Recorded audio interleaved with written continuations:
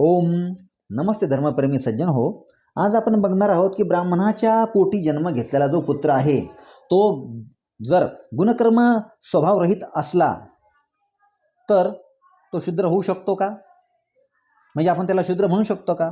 आणि शूद्र वर्णामध्ये गुणकर्म आणि स्वभावाने युक्त असलेला गुणवान असलेला तो शूद्र व्यक्ती त्याला आपण ब्राह्मण म्हणू शकतो का? तर आपण त्या बघणार आहोत. तर वैदिक वर्ण व्यवस्थेनुसार ब्राह्मणाचा पुत्र विद्याप्राप्ती नंतर असफल झाला त्या विद्येमध्ये तर त्याला शूद्र असं संबोधलं जाईल.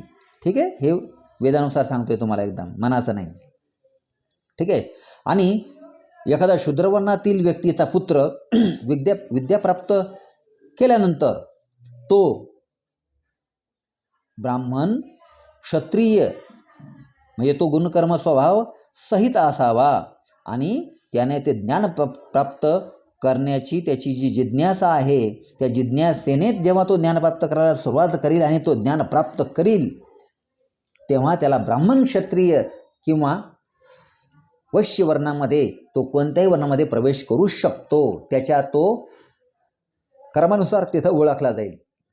ज्ञान प्राप्त केलं तर ब्राह्मण, त्याला लढाई क्षत्र चालवण्यास आवड असली तर तो क्षत्रिय, त्याला जर उद्योगधंदे करायचे असले त्याच्यात त्याची आवड असली तर त्याला वैश्य म्हटलं जाईल.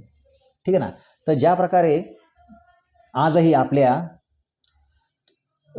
समाजामध्ये, आपल्या भारत देशामध्ये एखादी परीक्षा प्राप्त केल्यानंतर जसे जिल्हाधिकारी, तहसीलदार, इतर जे ज्या उपाधी आहेत, पंतप्रधान वगैरे वगैरे, ह्या सर्व कशा मिळतात आपल्याला? त्या पदाचा तो व्यक्ती योग्य आहे म्हणून त्याला ती पद प्राप्त होतं. त्याच प्रकारे हे जी आपली वर्णव्यवस्था आहे एकदम अतिशुद्ध अशी ही वर्णव्यवस्था आहे. ठीक आहे ना. तर वैदिक व्यवस्थेमध्ये, आपल्या वेदांच्या व्यवस्थेमध्ये जो व्यक्ती वेदांचं ज्ञान प्राप्त करील, शूद्र वर्णापासून सुरुवात होते ज्ञान प्राप्त करण्याची. ठीक आहे का? कारण शूद्र वर्ण हा चौथा वर्ण असल्या कारणामुळे, इथं अज्ञानी वर्ग जास्त असल्या कारणामुळे याच्यातले जेही व्यक्ती ब्राह्मणत्व, क्षत्रियत्व किंवा वैश्यत्व प्राप्त करू इच्छितात त्यांनी हे केल्यानंतर, ज्ञानार्जन करण्यास सुरुवात केल्यानंतर तो त्या पदासाठी ज्ञान प्राप्त करून घेण्यासाठी तो योग्य ठरल्यानंतर त्याला जानवं म्हणजे यज्ञोपवीत केलं जात होतं. आणि आजही आर्य समाजामध्ये तुम्हाला वेदमंत्रांचे उच्चार आणि त्याचे अर्थ समजायला लागले की तुम्हाला योग्य वेळी तुम्हाला तुमचा यज्ञोपवीत संस्कार केला जाईल. ठीक आहे ना. तर प्रत्येक वर्णासाठी निर्धारित कर्तव्य कर्माचे पालन आणि निर्वहन न केल्यास, प्रत्येक वर्णांसाठी तर निर्धारित केलेले जे कर्तव्य कर्म आहेत त्यांचं पालन आणि निर्वहन न केल्यास ते यज्ञोपवीत म्हणजे ते जानवं पुन्हा परत घेण्याचा अधिकार विद्वानांना आहे.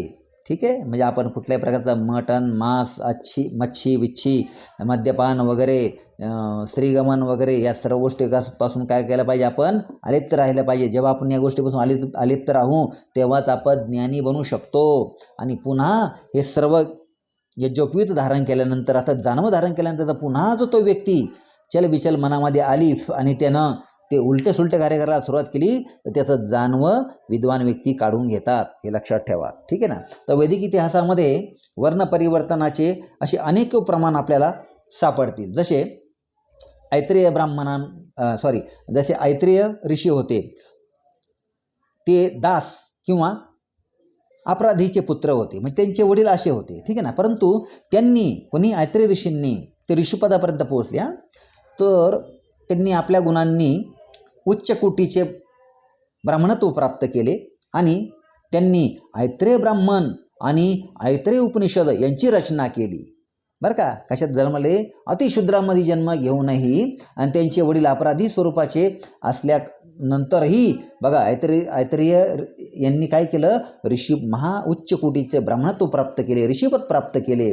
आणि ऋग्वेदाला समजण्यासाठी ऐत्रेय ब्राह्मण अतिशय आवश्यक असा ग्रंथ मानला जातो. हा ऋग्वेदाचा ऐत्रेय ब्राह्मण ग्रंथ म्हणतात. जे ब्राह्मण ग्रंथ त्याच्यामध्ये प्रत्येक वेदांचे एक एक ब्राह्मण ग्रंथ आहेत आणि त्याच्यामधून याला ऋग्वेदाला समजून घेण्यासाठी सर्वात महत्त्वाचा या ऐत्रेय ऋषींनी लिहिलेला ऐत्रेय ब्राह्मण ग्रंथ वाचणे आवश्यक आहे.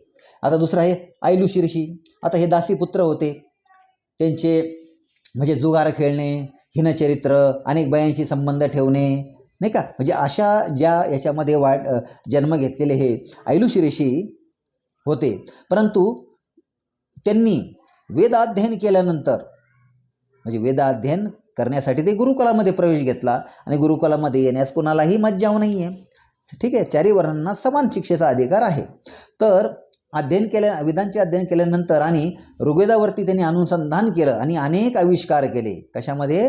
ऋग्वेदावरती अनुसंधान करून रिसर्च करून त्यांनी अनेको असे आविष्कार केलेत आणि ऋषींनी त्यांना आमंत्रित करून आचार्यपदावरती त्यांना आसीन केलं. आचार्यपद त्यांना देऊ केलं आणि ते आचार्यपदावरती आसीन झाले.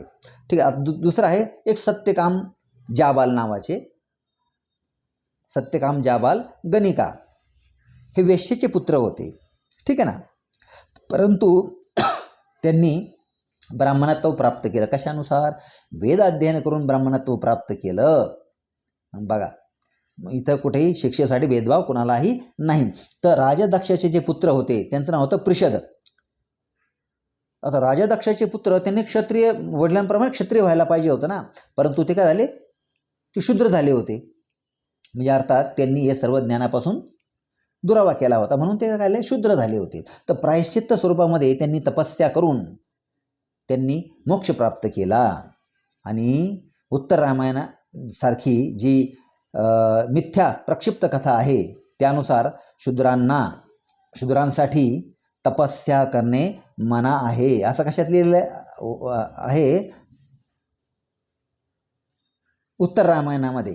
ठीक आहे ना. असे उत्तर रामायण नावाचं एक अनेक पुस्तकं अशा खुळपटांनी लिहिलं आहे ते, की त्याच्यामध्ये अशा प्रकारची मिथ्या प्रक्षिप्त कथा टाकली की शूद्रांसाठी तपस्या करणे मना होते. तो प्रिषदसारखे पुत्र हे कसं काय करू शकले? मग जर आपल्याला सगळ्यामध्ये जर मज्जा होता, तुम्हाला प्रवेश नव्हता, शूद्र वर्णांना जर प्रवेश नव्हता, तर मग प्रिषदसारख्या व्यक्तींनी पुन्हा शूद्र झाल्यानंतर पुन्हा त्यांनी काय केलं? तपस्या करून पुन्हा ते पद प्राप्त केलं, मोक्ष प्राप्त केलं, वेदांचं ज्ञान प्राप्त करून. आता राजा निधिष्ठांचे पुत्र होते, त्यांचं नाव होतं नाभाग. ते वैश्य झाले होते. आता राजाचा पुत्र वैश्य झाला म्हणजे व्यापारी झाला. ठीक आहे. आता पुन्हा या नाभागांचे यांचे भरपूर पुत्र झाले. यांना पुत्रप्राप्ती जास्त प्रमाणात झाली त्यांची, म्हणजे कमीत कमी 11 पुत्र एक स्त्री जन्म घालू शकते. ठीक आहे ना, संपूर्ण आयुष्यामध्ये. तर त्यांच्या पुत्रांनी क्षत्रिय वर्णामध्ये प्रवेश केला. बघा बरं का. आता धृष्ट नाभाग नावाचे जे व्यक्ती विद्वान होते त्यांचे पुत्र होते, परंतु धृष्ट हे नाभागांचे पुत्र होते, परंतु ते ब्राह्मण झाले आणि त्यांचे पुत्र क्षत्रिय वर्णामध्ये प्रवेश केला त्यांनी. आणि पुढे यांच्याच वंशामध्ये पुन्हा काही ब्राह्मण जन्मास आले म्हणजे त्यांनी ब्राह्मणत्व प्राप्त केलं. ठीक आहे. तर भागवत जे आहे, एक भागवत कथा आपण ऐकतो पुस्तक, त्यानुसार राजपुत्र अग्निवेश्य हे ब्राह्मण झाले, यांच्या कुळातलेच, कुणाच्या? धृष्टांचे, नाभागांच्या. ठीक आहे ना. तर विष्णुपुराण आणि भागवतांच्या अनुसार रथोत्तर जे एक व्यक्ती होते ते क्षत्रियापासून त्यांनी ब्राह्मणत्व प्राप्त केले. आता हरित नावाचे एक क्षत्रिय होते, तर हरित नावाचे एक विद्वान होते, ते क्षत्रियापासून ब्राह्मणत्व त्यांनी प्राप्त केलं. तर क्षत्रिय कुळामध्ये जन्माले जे शौनक नावाचे जे व्यक्ती होते त्यांनी ब्राह्मणत्व प्राप्त केलं. वायू, विष्णू आणि हरिवंश पुराण यामध्ये असं सांगितलेलं आहे की शौनक ऋषींनी त्यांचे जे पुत्र होते कर्मभेदामुळे ब्राह्मण, क्षत्रिय, वैश्य आणि शूद्र या वर्णांचे ते झाले. बरोबर ना? जसा कर्म तशी ओळख तसा वर्ण. तर याप्रमाणे गृत्समद, गृत्समती आणि वितहव्य हे याच्यासाठी उदाहरणं अतिशय महत्त्वपूर्ण आहेत. तर मातंग जे आज मातंग ऋषी आपण ज्यांना म्हणतो, हे मातंग ऋषी जे होते हे चांडाल पुत्रामध्ये जन्मलेले होते. परंतु त्यांनी या चांडाल वर्णात म्हणजे अतिशूद्रातून त्यांनी काय केलं, वेदांचं ज्ञान प्राप्त करण्यासाठी गुरुकुलामध्ये प्रवेश केला आणि गुरुकुलामध्ये प्रवेश करून 4 वेदांचं ज्ञान प्राप्त करून त्यांनी ब्राह्मणत्व प्राप्त केलं. म्हणजे बघा, आता मातंग समाजासाठी पण ही खूप मोठी गोष्ट आहे. तर त्या मातंग समाजाला माझं हे सांगणं आहे की तुम्ही मातंग ऋषींच्या उपदेशांकडे चला, बाकी कुणाच्याही नादी लागू नका, कुणाशीही काही घेणं ठेवू नका. ठीक आहे. तर मातंग ऋषींनी ब्राह्मणत्व कसं प्राप्त केलं? वेदानुसार. तर आपणही वेदांकडे यावं अशी आपल्याला विनंती आहे. ठीक आहे ना. तर ऋषी पुलत्स्य यांचे पुत्र होते पौत्र, यांचा नातू होता रावण. तर तो आपल्या कर्माने राक्षस झाला. राक्षस म्हणजे तर शिंगावाला मोठ्या दातावाला नसतो, तर माणूस कर्माने राक्षस बनतो, क्रूर बनतो, अधर्मी बनतो. ठीक आहे ना. दुसऱ्यांना त्रास देणारा, दुसऱ्यांचं जीवन उद्ध्वस्त करणारा, दुसऱ्यांची हत्या करणारा, विनाकारण त्यांना त्रास देणारा, अशा व्यक्तींना राक्षस असे म्हणतात. आणि मदिरापान करणाऱ्या, बाई फिरवणाऱ्या अशा व्यक्तींना राक्षस असं म्हणतात. ठीक आहे. तर ऋषी पुलस्त्य यांचा नातू रावण हा आपल्या कर्माने राक्षस झाला. तर राजा रघुचा पुत्र प्रवृद्ध हा सुद्धा राक्षस झाला. त्रिशंकू राजा असूनही कर्माने ते चांडाळ झाले. म्हणजे त्यांनी कर्मच तसे केले त्रिशंकू राजांनी. मद्यपान म्हणजे मदिरापान करणे, वेश्यागमन करणे, लुटालूट करणे, अशा प्रकारचे कर्म चांडाळ व्यक्ती करतात. ठीक आहे. तर विश्वामित्रांचे 2 पुत्र होते. विश्वामित्रांचे जे पुत्र होते त्यांनी शूद्रवर्णामध्ये प्रवेश केला. विश्वामित्रांसारखे त्यांना ज्ञानी बनायचं नव्हतं, ते गेले शूद्रवर्णामध्ये. तर विश्वामित्र स्वतः क्षत्रिय होते, बरोबर आहे का नाही? परंतु नंतर त्यांनी ब्राह्मणत्व प्राप्त केलं. आता विदुर, जे आपण विदुर नीती वाचतो महाभारतामध्ये, जे विदुर एक जबरदस्त पात्र होतं महामंत्रीचं, जे धृतराष्ट्राचे महामंत्री होते. तर हे विदुर दासीपुत्र होते. तसेच त्यांनी वेदाध्ययन करून ब्राह्मणत्व प्राप्त केलं आणि त्यांनी हस्तिनापूर सारख्या साम्राज्याचे महामंत्रीपद सुशोभित केले. बघा, आता एवढे सर्व उदाहरणं आहेत आपल्याजवळ की माणूस हा जो शूद्रवर्ण आहे तो फिक्स नाही, म्हणजे कुठलाही वर्ण फिक्स नाही. आता मी समजा आता ब्राह्मणत्व प्राप्त केलं आणि मी मदिरापान करायला सुरुवात केली, मांस खायला सुरुवात केली, मी वेश्यागमन करायला सुरुवात केली, परस्त्रीगमन करायला सुरुवात केली, तर माझ्या टिंबटिंबावरती लात मारून मला पुन्हा शूद्रवर्णामध्ये फेकण्यात येईल. ही मनुस्मृतीची व्यवस्था आहे. मनुस्मृती आपण वाचली नाही आहे, पण जाळायला प्रथम उभे राहतात मनुस्मृतीला, त्यांनी लक्ष देऊन ऐकावे की माझ्याकडून जरी असं घडली तर ही व्यवस्था मनुस्मृतीनुसार मला शिक्षा काय आहे, मला शूद्रवर्णामध्ये टाकलं जाईल. ठीक आहे. किंवा जो पण असा करेल त्याला. तर ही जी वर्णव्यवस्था आहे ही कोणासाठी फिक्स नाही आहे. ठीक आहे. मनुस्मृतीमध्ये तर ह्या वर्ण परिवर्तनाचा स्पष्ट आदेश आहे. शूद्र ब्राह्मण आणि ब्राह्मण शूद्र होऊ शकतो. शूद्र हा ब्राह्मण आणि ब्राह्मण हा शूद्र होऊ शकतो. याच प्रकारे क्षत्रिय आणि वैश्य यांची संतानांनी जर वर्ण म्हणजे यांचे संतानाचे सुद्धा वर्ण बदलू शकतात. ठीक आहे ना. आणि किंवा 4ही वर्णांचे व्यक्ती आपल्या आपल्या कार्यांमध्ये बदल करून आपले आपले वर्ण बदलू शकतात. म्हणजे त्यांना त्याच कर्मानुसार त्यांना ओळखलं जाईल, ते जे कर्म करतायत. ठीक आहे ना. तर शूद्र जरी जितेंद्रिय होऊन पवित्र कर्मांच्या अनुष्ठानामध्ये लिप्त झाले आणि अंतःकरण त्यांनी शुद्ध केले तर ते द्विज ब्राह्मणांसारखे सेव्य होतील. ठीक आहे ना. म्हणजेच हे साक्षात ब्रह्माजींचं कथन आहे. ब्रह्माजी म्हणजे कोण? जे आपण चार तोंडाचे फोटोमध्ये बघितले ते ब्रह्माजी नाही. जे सृष्टीच्या आधी जन्मलेले 23 ऋषी आहेत, भूगर्भातून जन्मलेले, त्यांच्यापैकी ब्रह्मा हे 5वे ऋषी. त्यांनी पहिल्या जन्मलेल्या प्रथम 4 ऋषींकडून अग्नी, वायू, आदित्य आणि अंगिरा 4 ऋषीकडून 4 वेदांचं ज्ञान सर्वप्रथम प्राप्त केलं ते ब्रह्मा ऋषी. ठीक आहे ना. मग त्यांच्यानंतर इतर मनु वगैरे या सर्व ऋषींचा जन्म झाला भूगर्भातून. ठीक आहे ना. म्हणून ते जे ब्रह्मा म्हटलं जातं ते ब्रह्मा ऋषी ते आहेत ज्यांनी 4 ऋषींकडून 4 वेदांचं ज्ञान प्राप्त केलं. ते प्रथम ज्ञानी.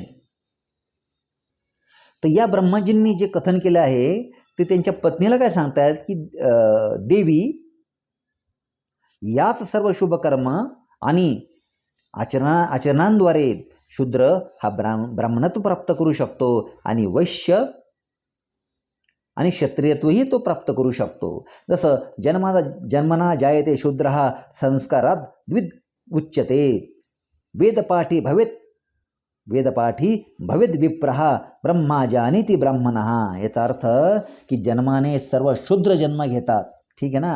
संस्काराने ते द्विज होतात आणि वेद पठन केल्यानंतर ते विप्र होतात आणि ब्रह्मज्ञान म्हणजे 4 वेदांचं ज्ञान प्राप्त झाल्यानंतर ते ब्राह्मण होतात, असं ब्रह्मा ऋषी आपल्या पत्नीला सांगतात. ठीक आहे ना. तर शुभ संस्कार तसेच वेदाध्ययनयुक्त हा जो शूद्र आहे, शुद्ध वर्णाचा व्यक्ती आहे, तो ब्राह्मण होऊ शकतो आणि दुराचारी ब्राह्मणत्वाचा त्याग करून तो शूद्र होऊन जातो. ठीक आहे ना. ज्याच्यामध्ये सत्य, दान, द्रोह याचा अभाव, क्रूरतेचा अभाव, लज्जा, दया आणि तप हे सर्व सद्गुण ज्याच्यामध्ये बघायला मिळतात तो ब्राह्मण. ठीक आहे. तर ब्राह्मणीच्या गर्भातून उत्पन्न होणे संस्कार, ब्राह्मणीच्या गर्भातून उत्पन्न होणे संस्कार, वेदश्रवण, ब्राह्मण पिताची संतान असणे, हे सर्व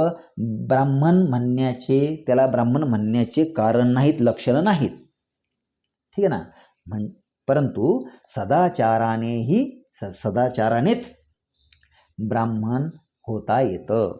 तर कुणीही मनुष्य कुळ, जाती आणि क्रिया यांच्या कारणाने तो ब्राह्मण होऊ शकत नाही. ठीक आहे ना. तर जर चांडाल सुद्धा जर सदाचारी असला तर तोही ब्राह्मण होऊ शकतो. ही आपली ईश्वरकृत वर्ण व्यवस्था आहे, ही सर्वश्रेष्ठ व्यवस्था आहे. ठीक आहे ना. तर आता आपल्याला लक्षात आलं असेल की जन्माने कुणीही ब्राह्मण, क्षत्रिय, वैश्य, शूद्र नसतं, परंतु जन्मतःच सर्व शूद्र असतात आणि ज्ञान प्राप्त करूनच आपण वरील 3 वर्णांमध्ये प्रवेश करू शकतो. हे आपल्या आता लक्षात आलं असेल. ओम नमस्ते.